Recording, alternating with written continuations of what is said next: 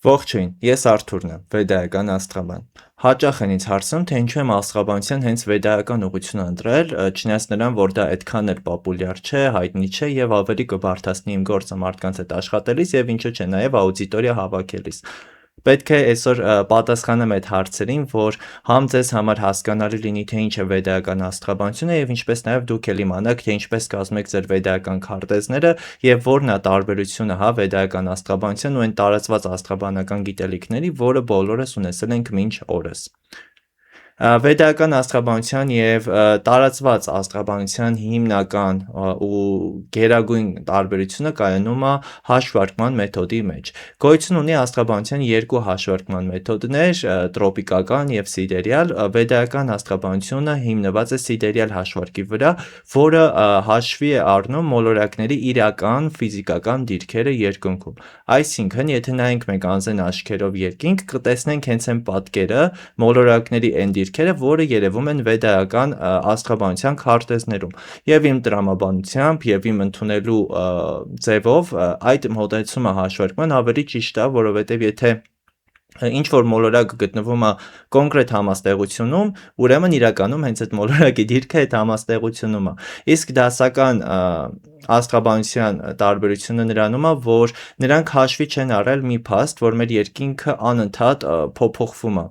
Այսինքն դասական աստղաբանության մոտեցման համաձայն յուրաքանչյուր տարի մարտի 21-ին արևը բարձրանում է երկնքի նույն կետում, խոյի զրոյական աստիճանում։ Այսինքն, երբ որ ասում են մարդը համաստեղությամբ խոյ է, ընդունված է համարել հենց մարտի 21-ից սկսած ժամանակը, երբ արևը ըստ դասական աստղաբանության հաշվարկի գտնվել է խոյի համաստեղությունում։ Սակայն տարիների, դարերի ընթացքում մեր երկինքը անընդհատ փոփոխվում է, այսինքն երկինքը, մեր երկնակամարը, մոլորակները ստատիկ նույն ձևով չեն շարժվում եւ տարիների ընթացքում տեղի է ունեցել շեղում այն հաշվարկից, որը ժամանակի ընթացքում արել են դասական աստղաբանության հետնորդները։ Ու հիմա մարտի 21-ին արևը այլևս չի ծագում խոյի զրոյական աստիճանում։ Մոլորակային հաշվարկները, իրական հաշվարկները հետ են մնացել այն դասական մոտեցմամբ ու հաճախ երբ որ մարդիկ ասում են, որ իրենք համաստեղությամբ ցուլ են, որովհետև իրանց ծննդյան օրը ըստ դասական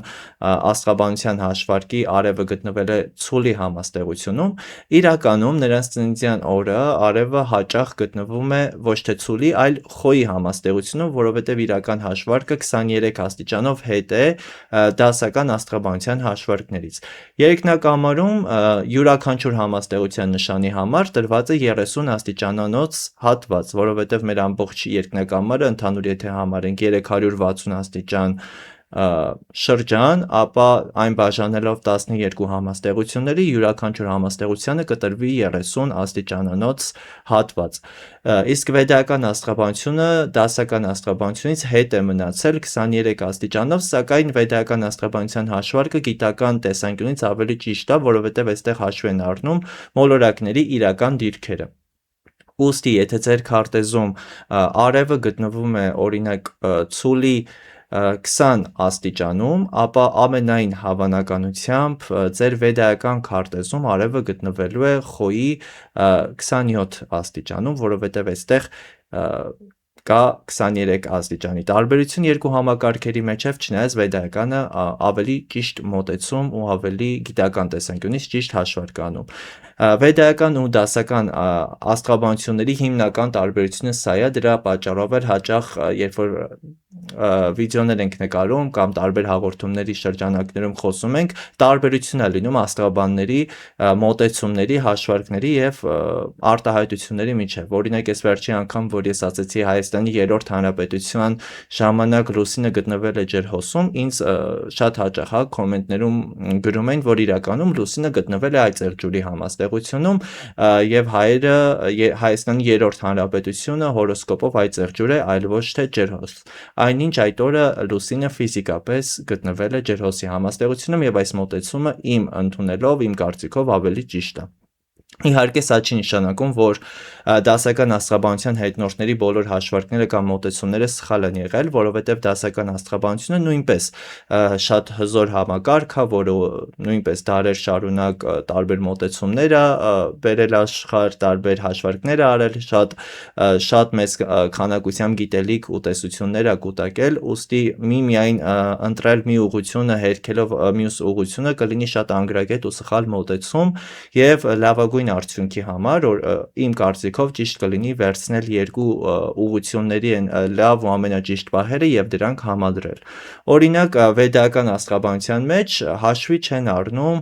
Ուրան, Նեպտուն, Պլուտոն մոլորակները, որովհետեւ երբ որ վեդայական աստղաբանությունը ձևավորվում էր, այդ 3 հեռավոր մոլորակները դեռ հայտնաբերված չէին ու բացի այդ մոլորակների շարժը այնքան դանդաղ է, որ կարճաժամկետ հատվածներում դրանք մեծ ազդեցություն չեն ունենում մարդկանց կյանքի վրա, կարող է նույն համաստեղությունում օրինակ 15-ից մինչև 30 տարի մնալ, այդ պատճառով այս մոլորակները վեդայական աստղաբանության մեջ հաշվի չեն առնվել, բայց արևմտյան աստղաբանները այս մոլորակները նույնպես հաշվի են առել ու փորձը ցույց է տվել, որ այս մոլորակների ազդեցությունը մարդկանց հոգեբանության ներքին պրոցեսների վրա շատ բավականին ուժեղ ազդեցություն են ունենում, այդ իսկ պատճառով ես իմ վեդայական աստղաբանության մեջ ներառել եմ այս 3 մոլորակները նույնպես։ Հետո շատ մարդիկ չգիտեն ինչպես հաշվարկեն իրենց վեդայական քարտեզները, ես միշտ լինքը թողում եմ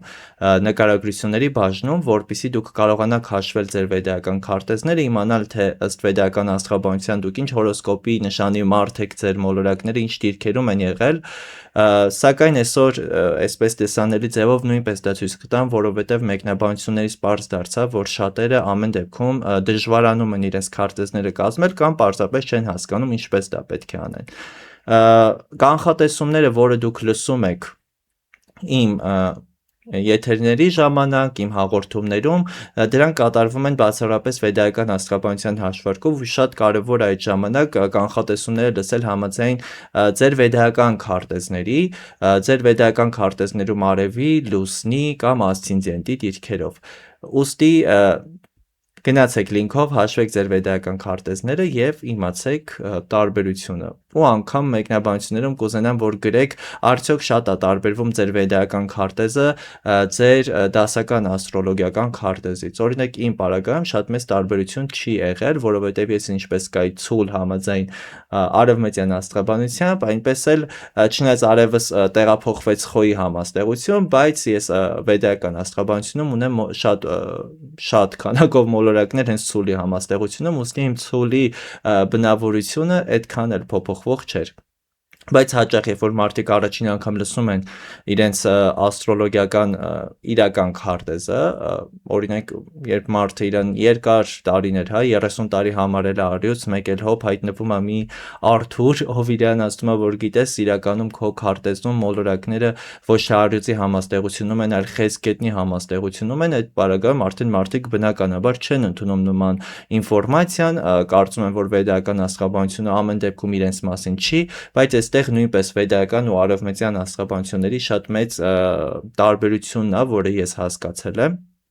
Արևմտյան ու դասական աստղաբանությունը շեշտը դնում է ավելի շատ մարդու հոգեբանական ասպեկտների վրա եւ սոցիումում ռեալիզացվելու, սոցիալական դիրքեր ձեռք բերելու, այլ մարդկանց հետ փոխհարաբերվելու ասպեկտների վրա, դա արդեն նաեւ մշակութային տարբերություն ունի, որովհետեւ արևմտյան մշակույթում ավելի շատ ընդունված է մարդը որպես սոցիալ կերպար, մարդը որպես հասարակության անդամ, իսկ վեդայական մշակույթում ավելի շատ շեշտը դրվում է մարդու հոգեվոր ասպեկտների վրա, մարդու ներքին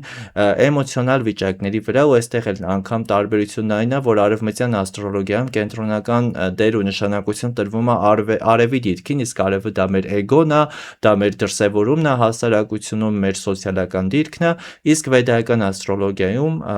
նշանակությունը ու կարևորությունը ավելի շատ տրվում է լուսնի դիրքին, իսկ լուսինը մեր ներքին պրոցեսներն են, մեր հույզերը, մեր էմոցիաները, մեր հոգևոր կողմն է, ուստի եթե դուք ցանկանում եք բացահայտել ձեր կյանքի հոգևոր կողմը, ձեր ներքին պրոցեսները ավելի լավ հասկանաք ձեր կարման, ձեր միսիան ես աշխարհում, ձեր հոգևորության կողմը, ապա ուսումնասիրեք ձեր վեդայական քարտեզը, իսկ եթե պարզապես ցանկանում եք իմանալ ինֆորմացիա ձեր հոգեբանական ասպեկտների մասին, իմանալ ձեր սոցիումում այլ անձանց հետ հարաբերությունների մասին, ապա արևմտյան աստրոլոգիայի դրսևորումը գուցե ձեզ ավելի դուր գա։ Իսկ լավագույն տարբերակը պարզապես երկու ուղղություններն էլ ուսումնասիրել ու հասկանալ, թե որն է ավելի ձեր սրտով ու ավելի շատ համապատասխանում ձեզ։ Ուրեմն ձեր ծննդյան վեդայական քարտեզները կազմելու համար մուտք են գործում apastrology.com կայքը, սա ամենապարզ եւ հասարակ ձևով ինֆորմացիա ներկայացնող կայքն է, որը կարողացա գտնել ձեր համար, այստեղ չկա ինչ-որ բարդ մասնագիտական տերմիններ, հաշվարկներ, ուստի այն մարդիկ, ովքեր ծանոթ չեն վեդայական աստղաբանությանը կամ աստղաբան չեն առհասարակ, այստեղ շատ պարզ ձևով ինֆորմացիան տրվում է։ Ինչա պետք անել ձեր քարտեզը հասկանալու համար։ Այս կայքում գրում ենք ձեր ինֆորմացիան, օրինակ այստեղ արդեն կա ինչ-որ կամայական ինֆորմացիա գրած, հորինված մարդու կերպարա, Նարեկ, ով ծնվել է ապրիլի 8-ին 1987 թվականին, եւ այստեղ ծննդյան ժամը, հա, շատերի համար, ինչպես հասկանում եմ, խնդիր է ծննդյան ժամը իմանալը, ոչ բոլորի մոտ է այդ ինֆոն պահպանվել։ Նայեք, ծննդյան ժամը մեր համար կարևոր է ասցենդենտը իմանալու համար, ասցենդենտը մեր ծննդյան պահին արևելքում վեր բարձրացող հորոսկոպի նշանն է, ուստի եթե դուք չգիտեք ժամը քանիսին եք ծնվել, դա շատ մեծ խնդիր չի, իհարկե իմանալը շատ ավելի մեծ ինֆորմացիա է մեզ տալիս, սակայն եթե չգիտեք, հաշվի եք առնում ձեր լուսնի դիրքը։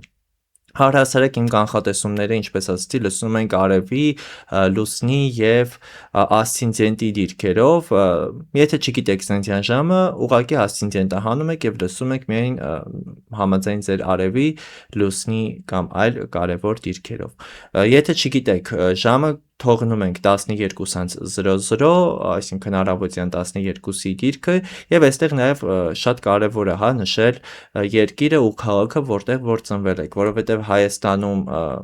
12:00-ին երկինքը այլ պատկեր ունի, Բրազիլիայում այլ պատկեր ունի, ուստի ծննդյան երկիրը եւ նաեւ քաղաքը, հա, Ռուսաստանի պարագայում, օրինակ, կամ Ամերիկայի պարագայում մեծ հանրապետություն է շատ քաղաքներով, ուստի քաղաքների մեջ նույնպես շատ մեծ տարբերություն կարող լինի, քաղաքը նույնպես ճիշտ եք նշում։ Եվ արդեն այստեղ նշում ենք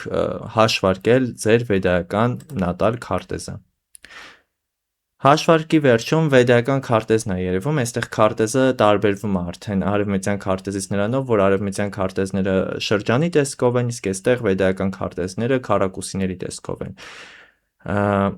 Եվ ինչն է այստեղ նշվում, առաջին հերթին այստեղ շատ սենց ռուսերեն լեզվով միանգամից գրվում է, թե որտեղ է մեր լուսինը գտնվել, մեր ծննդյան պահին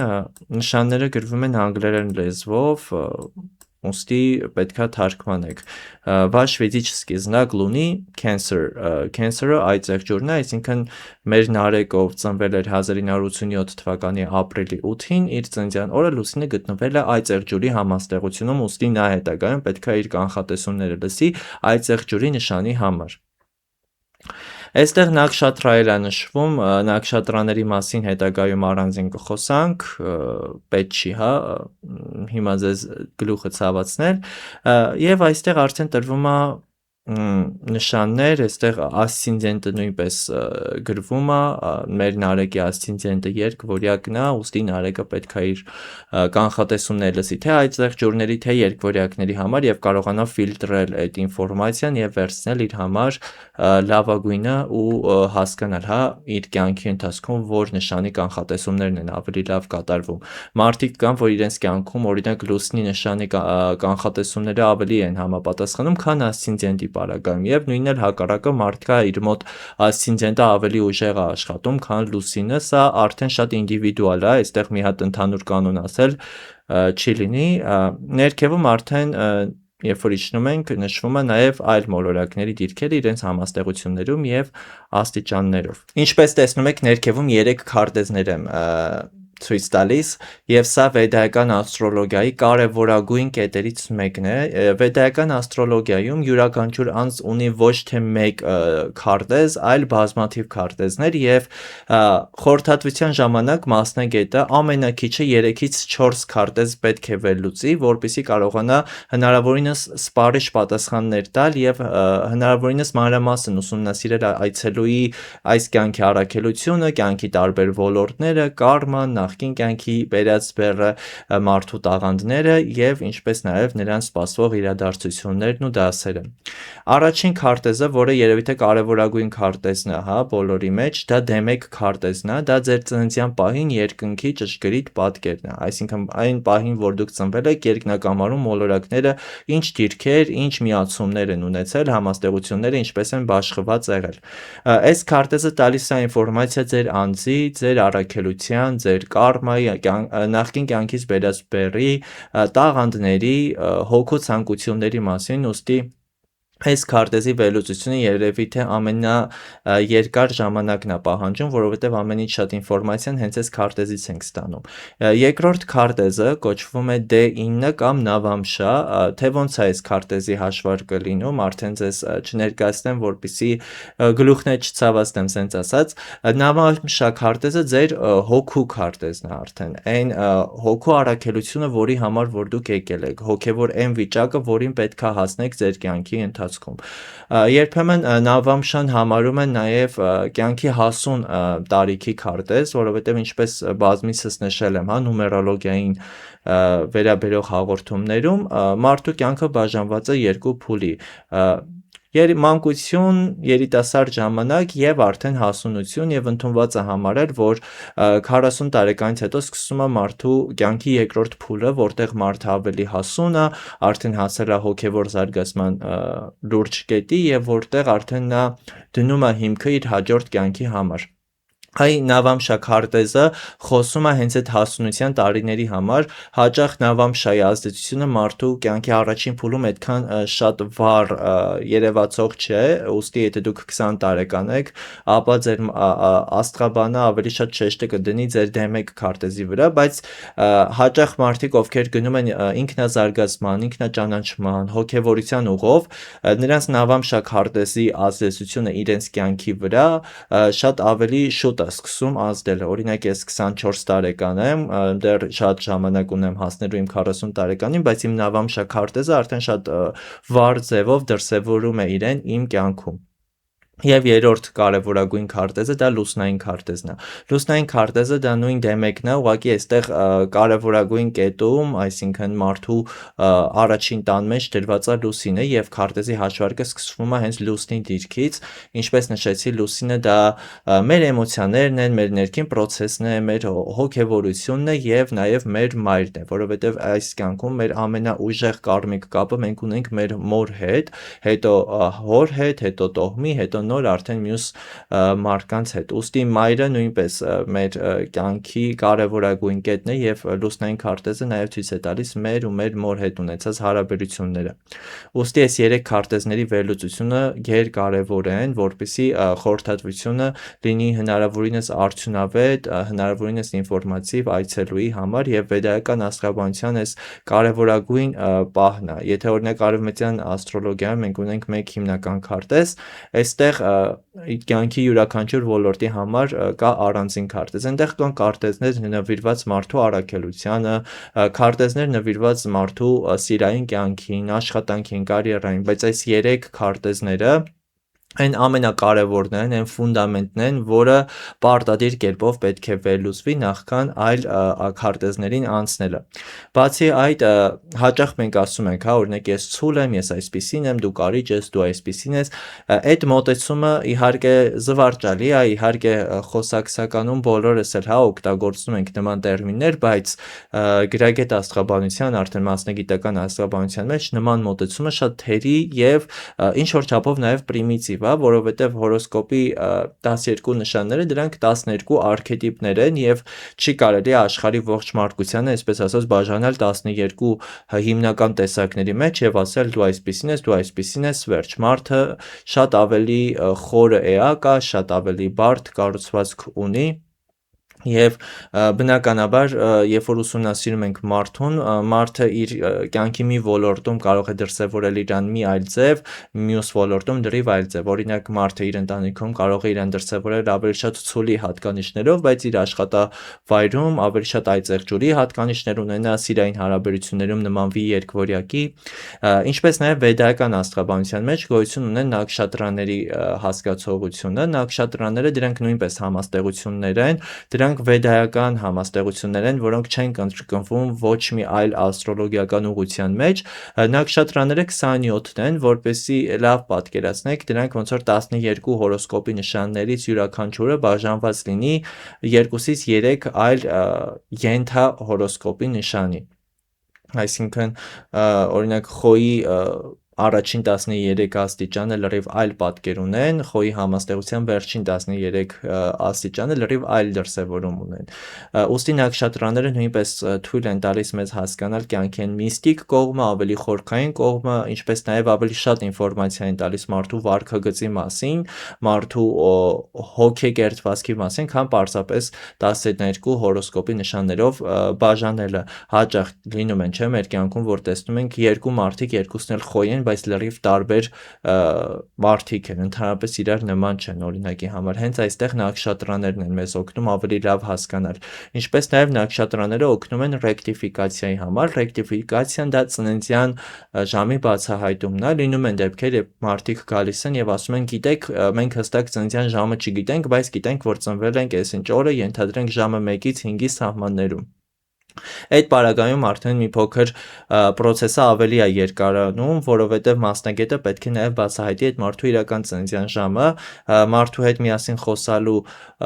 շփվելու, մտքեր փոխանակելու շնորհիվ մասնագետը կազմում է այդ ողջ ընթացքի քարտեզը եւ նաքշատրաները համադրելով մարդու պարզ արտահայտված վարքագծի եւ հոգեկերտվածքի հետ հասկանում է, թե այդ մարդը որ ժամին է ծնվել։ Ուստի եթե դուք չգիտեք հստակ ժամ ծննդյան, բայց գիտեք մոտավոր ժամանակ, ապա կարող եք գրել ձեր աստղաբանին, որպեսզի նա օգնի բացահայտել ձեր ծննդյան իրական ժամը։ Իսկ եթե չգիտեք առհասարակ օրվա որ պահին եք ծնվել, պարզապես հաշվի առեք ձեր լուսնային նշանը եւ դա նույնպես շատ մեծ ինֆորմացիա կտա եւ հենց այդ պատճառով էլ վեդայական աստրոլոգիան նաեւ անվանում են լուսնային աստրոլոգիա, որովհետեւ այստեղ լուսնի դիրքը իրոք շատ մեծ նշանակություն ունի։ Դե ինչ սիրելիներս, այսօր այսքանը, եթե ունեք հարցեր, գրեք մեկնաբանություններում, մեծ սիրով դրանց կպատասխանեմ, ինչպես նաեւ կցանկանամ տեսնել ձեր առաջարկությունները, բողոքները, ինչպես նաեւ գնահատականները։ Խորհրդատվության կարող եք գրանցվել գրելով անձնական նամակ իմ Instagram-յան էջին կամ WhatsApp հեռախոսահամարին, ինչպես նաև կարող եք անդամագրվել իմ Telegram-յան փակ խմբին, որտեղ ես անմիջական կապի մեջ եմ իմ հետևորդների հետ, հաճախ ունենում ենք այնտեղ հարց ու պատասխաններ, ինչպես նաև խոսում եմ թեմաներից, որոնք հանրային հասանելիությամբ չեմ տեղադրում սոցիալական հարթակներում։ Կայքի լինկը կթողեմ մեկնաբանությունների դաշտում նույնպես։ Լավ մնացեք։